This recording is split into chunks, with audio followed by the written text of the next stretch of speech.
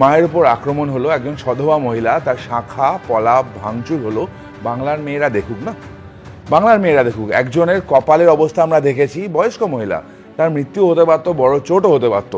সেখান থেকে এক্সকিউজগুলো আসছে যে কীভাবে হলো, কি হলো। আমরা দেখলাম মেডিকেল রিপোর্টও চেঞ্জ হয়েছে, আমরা দেখলাম পশ্চিমবঙ্গে যে হাসপাতালে ভর্তি ছিলেন উনি, ট্রিটমেন্ট হয়েছে, আমি তার নাম নিচ্ছি না, তোমাদের মনে করাই।